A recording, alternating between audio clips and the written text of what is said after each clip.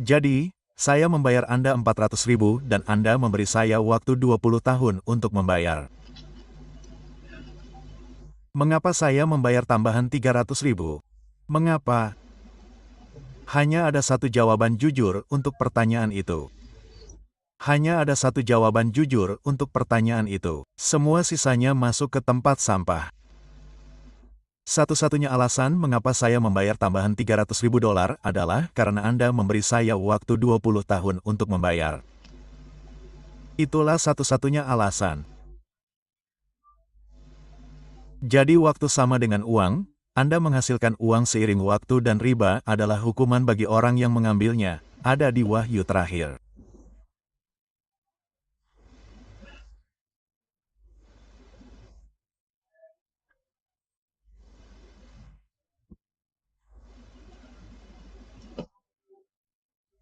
Jika Anda mengambilnya bahkan setelah wahyu ini turun, maka Anda tidak hanya termasuk dalam api neraka, tetapi lebih dari itu, Anda akan tetap di sana selamanya.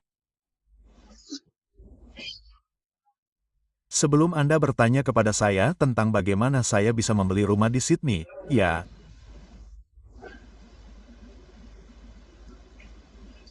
sebelum saya mengakhiri, izinkan saya menambahkan satu poin lagi. Mereka yang menyerang kita beroperasi dengan gelar doktor dalam penipuan. Jika ada 10 orang muslim dan mereka mampu membuat 6 orang dari mereka meminjam uang dan bunga dari bank untuk membeli rumah, atau membeli mobil, atau membangun sekolah Islam. 4 orang muslim telah menolak. Jadi mereka tidak akan merasa puas sampai mereka datang dan mendapatkan keempat orang itu.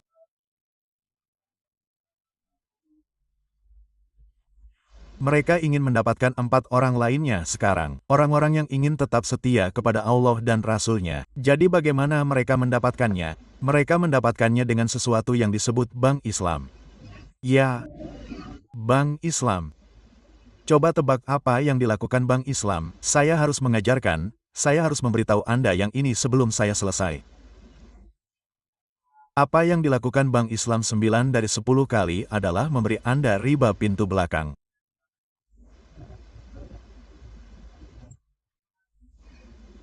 Contohnya, mungkin contoh yang paling menonjol dari semua perdagangan bank Islam dalam Islam.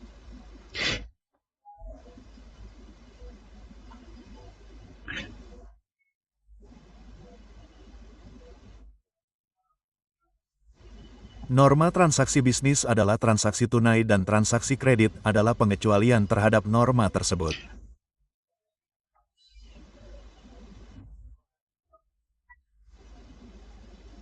Transaksi kredit dengan transaksi yang memberi Anda waktu untuk membayar. Oke. Norma transaksi bisnis dalam Islam adalah transaksi tunai. Jadi dalam Islam, harga pasar selalu harga tunai.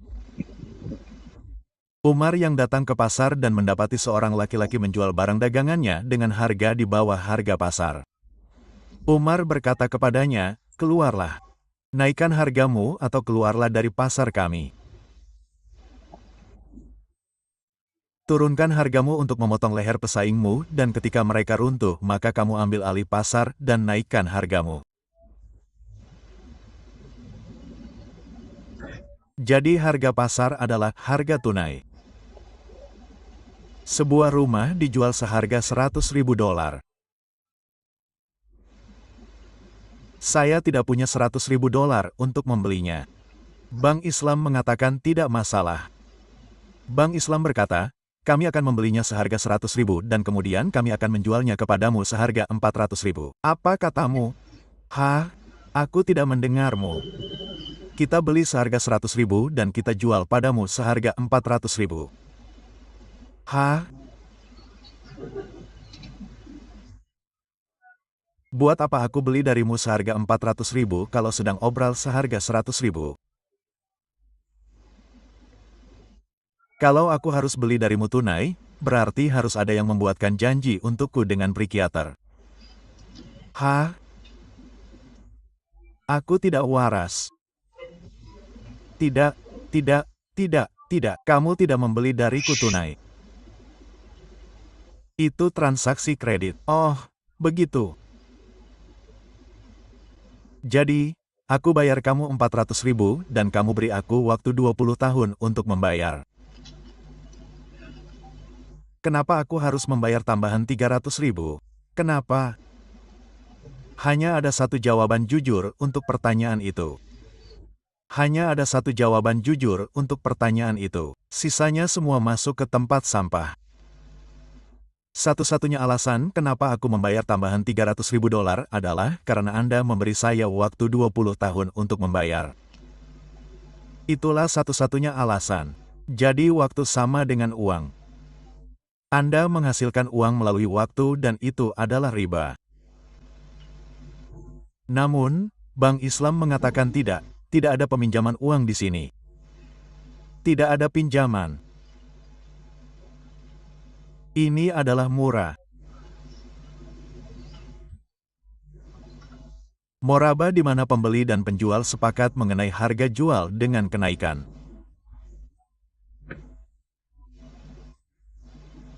Nuh, itu pintu belakang.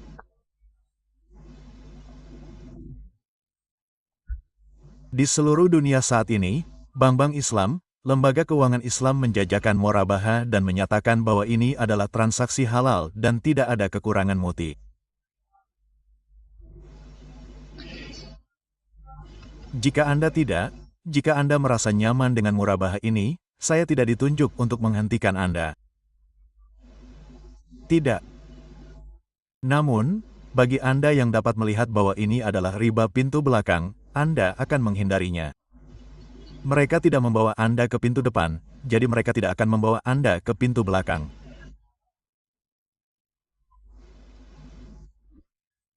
Lalu ada metode terkenal lainnya untuk menyembunyikan riba dalam sewa, tetapi bunganya tertanam dalam kontrak sewa.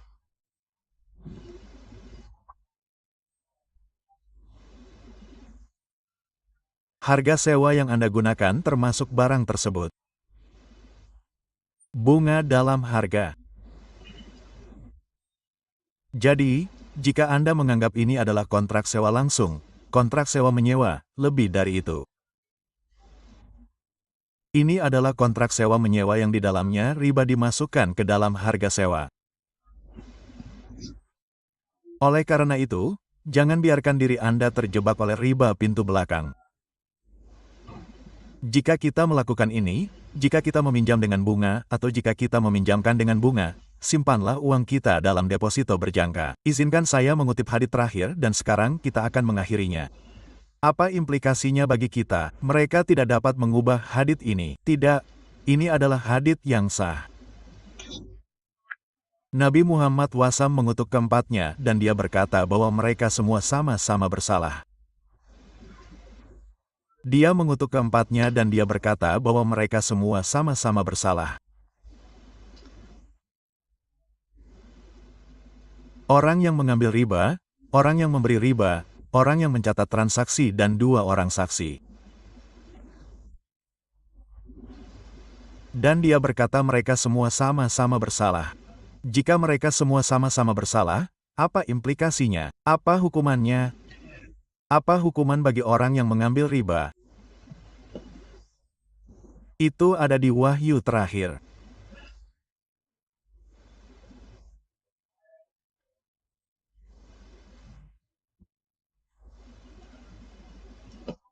Jika Anda mengambil riba bahkan setelah wahyu ini turun, maka bukan hanya kamu yang akan masuk neraka, tetapi lebih dari itu kamu akan kekal di sana selama-lamanya. Itulah hukuman bagi orang yang memakan riba. Apa hukuman bagi orang yang memakan riba? Dia meminjam uang dengan bunga untuk membeli rumah. Dan bahkan setelah ceramah ini, dia tidak mau tobat. Dia tidak mau kembali ke rumah dan duduk bersama istrinya dan berkata, kita telah berbuat dosa. Kita harus keluar dari ini. Kita harus tobat. Kita harus mencari Allah. Dan kita harus keluar dari riba ini secepat yang kita bisa. Tidak. Dia tidak yakin. Dia masih terus menulis cek setiap bulan untuk membayar bunga dan membayar hipotek. Nabi berkata bahwa dosanya sama dengan orang yang mengambil riba. Bagaimana dengan orang yang bekerja di bank dan mencatat transaksi? Dosanya sama dengan orang yang mengambil riba. Bagaimana dengan orang yang menyaksikan transaksi? Dosanya sama dengan orang yang mengambil riba, rentenir. Jika dosa mereka sama, maka hukumannya juga sama. Mereka semua akan masuk ke dalam api neraka dan mereka akan kekal di dalamnya. Kami telah